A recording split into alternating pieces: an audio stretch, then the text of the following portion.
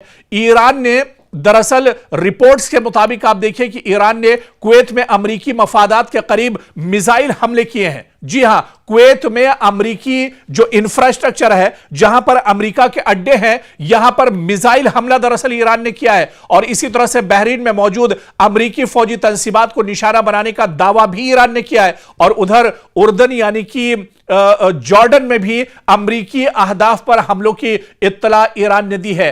Tehran का दावा है कि अमरीकी बहरिया के 5th फ्लीट के कमांड सेंटर को भी नुकसान पहुंचाया गया है। और आप देखिए कि यह दरअसल अमेरिका के लिए बहुत बड़ा झटका है। अमरीकी फौजी तंसीबात वाकई में जिस तरह से इसको नुकसान पहुंच रहा है, वॉशिंगटन के लिए यह बहुत बड़ा सिक्योरिटी चैलेंज भी है।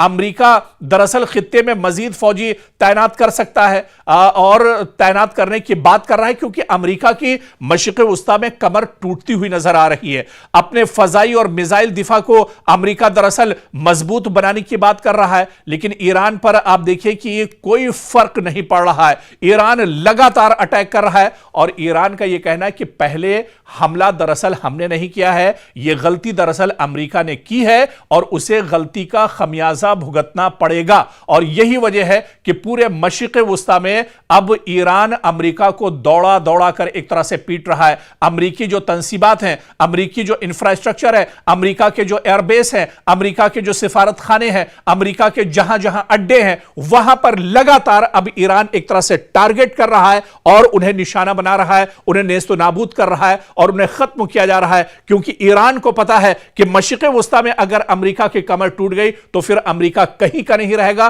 क्योंकि वॉशिंगटन से बैठकर या पेंटागन से डायरेक्ट अमेरिका दरअसल ईरान पर हमले नहीं कर सकता है। उसे दरअसल मशरिक़ वस्ता के जो पिट्ठू ममालिक हैं, जो सऊदी अरब के पिट्ठू ममालिक हैं, दरअसल उनकी जरूरत अमेरिका को पड़ेगी। और अगर इन ममालिक की जो दरअसल ईरान के अमेरिका के इशारे पर काम करते हैं, अगर ईरान जानता है इन ममालिक में अमेरिकी एयरबेस को खत्म कर दिया गया, अमेरिकी फौजियों को यहां पर परेशान किया गया, अमेरिकी तंसीबात को नेस्तो नाबूद कर दिया गया, तो फिर अमेरिका यहां पर हिम्मत नहीं जुटा पाएगा। अमेरिका फिर यहां पर किसी तरह से ईरान को या तेहरान को निशाना नहीं बना सकता है। और यही वजह है कि ईरान बड़े पैमाने पर मशरिक़ वस्ता में हमले कर रहा है और ईंट का जवाब पत्थर से दरअसल ईरान दे रहा है। और आप देखिए कि यह तनाज़ा सिर्फ ईरान और अमेरिका तक महदूद नहीं रहा है, बल्कि खलीजी ममालिक में सिक्योरिटी खदशात लगातार बढ़ रहे हैं। अब राय हुर्मुज़ से तेल की तरसील मुतासिर हो गई है, जिससे पूरी दुनिया पर अब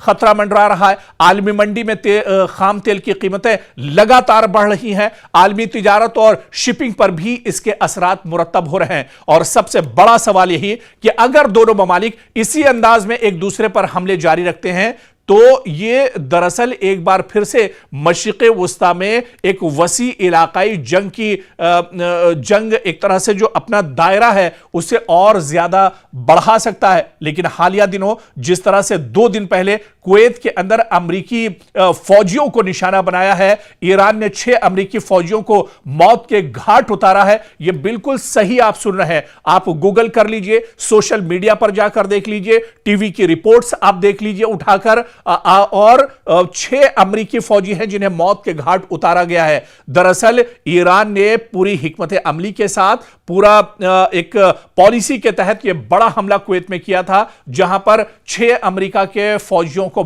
मौत के घाट उतार दिया है। ईरानी हमले में 6 अमरीकी फौजियों की हलाकत हुई है और बच जाने वाले जो अहलकार हैं, इस हमले में जो खुशकिस्मत थे अमरीकी फौजी जो बच गए हैं, उन्होंने बहुत बड़ा दावा किया है। उन्होंने यह दावा किया है जो अमरीकी फौजी इस हमले में मरे नहीं हैं, बच निकले हैं, उन्होंने यह दावा किया है कि अमरीकी जनरल्स ने हमारी वार्निंग को नजरअंदाज कर दिया। क्योंकि आप इसको समझिए, जंग सिर्फ मैदान में नहीं लड़ी जाती, बल्कि कई बार फैसलों की मेज पर होने वाली एक गलती भी कीमती जानों का सबब बन जाती है।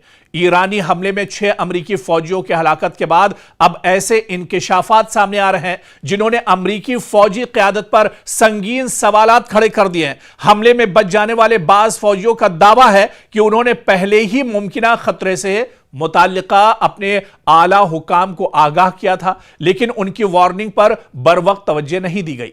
और आप देखिए कि अगर यह दावा جو خود امریکی فوجی کر رہے ہیں، اگر یہ درست ثابت ہوتے ہیں تو معاملہ صرف ایک فوجی حملے تک محدود نہیں رہے گا، بلکہ امریکی فوج کے فیصلہ سازی کے نظام، انٹیلیجنس کے استعمال اور کمانڈ انفراسٹرکچر پر بھی بہت بڑے سوال اٹھیں گے، کیونکہ رپورٹس کے مطابق حملے سے پہلے کچھ فوجیوں نے علاقے میں بڑھتے ہوئے خطرات، ممکنہ میزائل یا ڈرون حملے اور حفاظتی انتظامات کی کمزوری سے متعلق خدشات ظاہر کیے تھے۔ ان کا کہنا ہے کہ ان اطلاعات کے باوجود مناسب حفاظتی جو سیکیورٹی انتظامات نہیں کیے گئے، جس کے بعد حملہ ہوا، ایران کی طرف سے بہت بڑا اٹیک کیا گیا اور 6 امریکی فوجی اس حملے میں مار دیے گئے۔ اور آپ دیکھیے کہ امریکی فوج کے اندر ہی اب ایک طرح سے خلفشار سا پیدا ہو گیا ہے۔ امریکی فوجی اب ڈر کا شکار ہو گئے ہیں، کیونکہ جس طرح سے امریکی فوجیوں کو ایران نے ٹارگٹ کیا ہے، اس سے فوج کے اندر اندرونی تحقیقات کا دائرہ وسیع ہو گیا ہے۔ اعلیٰ فوجی افسران کی ذمہ داری اور جواب دہی پر اب وہاں پر سوال اٹھ رہے ہیں، اور مستقبل میں امریکی فوجی اڈوں کی سیکیورٹی پالیسی میں تبدیلی بھی اب امریکہ ایک طرح سے کر سکتا ہے۔ کانگریس میں اس معاملے پر سماعت یا تحقیقات کا مطالبہ بھی واشنگٹن کے اندر اٹھ سکتا ہے۔ امریکہ کے لیے دراصل یہ بہت اہم ہے، یا یوں کہا جائے کہ امریکہ کے لیے بہت بڑا جھٹکا ہے۔ دنیا بھر میں امریکہ کے درجنوں فوجی اڈے موجود ہیں۔ اگر کسی حملے سے پہلے خطرے کی اطلاع موجود تھی اور اس پر مؤثر کارروائی نہ ہوئی تو یہ صرف ایک آپریشنل ناکامی نہیں، بلکہ کمانڈ اور رسک مینجمنٹ کی بھی ناکامی تصور کی جاتی ہے۔ اور ایران کے تناظر میں اس واقعے کی اہمیت آپ دیکھیے کہ اگر یہ واقعہ جس طرح سے ایران نے امریکہ کے 6 فوجیوں کو موت کے گھاٹ اتارا ہے، اس سے ظاہر ہوتا ہے کہ خطے میں امریکی تنصیبات مسلسل خطرے کی زد میں ہیں۔ اس کے نتیجے میں امریکہ اپنی دفاعی حکمت عملی، فضائی دفاع اور فوجیوں کی تعیناتی کا اثر نو جائزہ تو ضرور لے گا، لیکن اب بہت دیر ہو چکی ہے اور امریکہ کو بہت بڑا جھٹکا لگ چکا ہے۔ امریکہ کو بہت بڑا جانی اور مالی نقصان دراصل ہو چکا ہے۔ 6 فوجیوں کی جان جانا، وہ بھی امریکی فوجی۔ آپ سمجھ سکتے ہیں کہ کتنا بڑا دباؤ ڈونلڈ ٹرمپ پر ہوگا، کتنا بڑا دباؤ پینٹاگن پر ہوگا، اور اس کے اثرات آنے والے دن ایک طرح سے امریکہ کے اندر بھی دیکھنے کو مل سکتے ہیں۔